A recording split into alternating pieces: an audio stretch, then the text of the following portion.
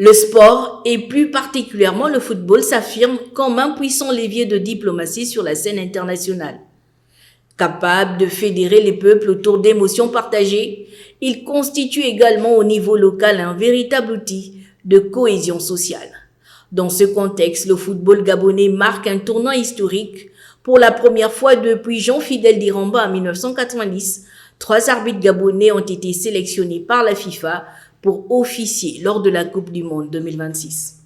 Pierre Atcho, accompagné d'Amos Abeigne et Boris Ditsoba, la Coupe du Monde dépasse le simple cadre sportif pour devenir un vecteur d'enjeux colossaux, diplomatiques et culturels. Conscients de cette responsabilité, les 3 arbitres ont été reçus par le président de la République qui leur a prodigué des orientations afin de mener à bien leur mission lors de la 23e édition de la compétition.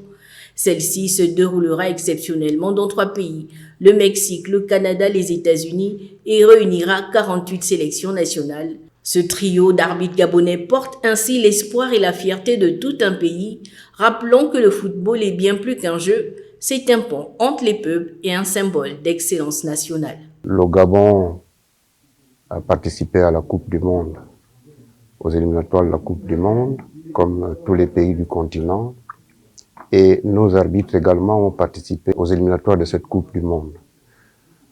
Maintenant, pour la sélection des arbitres pour la Coupe du Monde, le Gabon a eu l'honneur d'avoir 3 arbitres retenus parmi les arbitres qui vont officier dans cette compétition. La Coupe du Monde représente un véritable moteur de développement pour le football.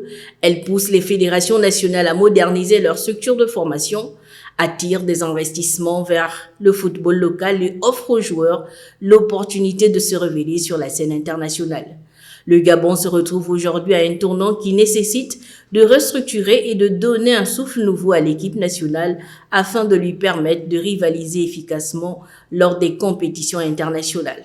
Cela implique non seulement un renforcement des infrastructures et de la formation, mais aussi un accompagnement stratégique des talents locaux pour qu'ils puissent atteindre pleinement leur potentiel. Nous sommes en reconstruction. Les joueurs majeurs de notre équipe nationale, qui sont en fin de cycle, vont, je dirais, nous lâcher dans quelques années.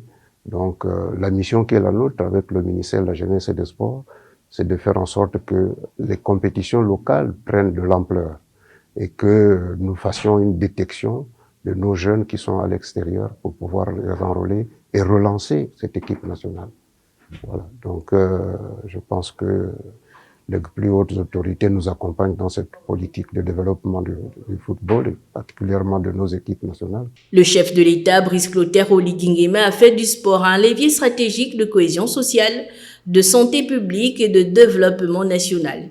Sa politique s'articule autour de la construction d'infrastructures sportives de proximité, de la promotion et de l'accompagnement des jeunes talents, ainsi que de la modernisation et de la restructuration en profondeur du secteur sportif gabonais.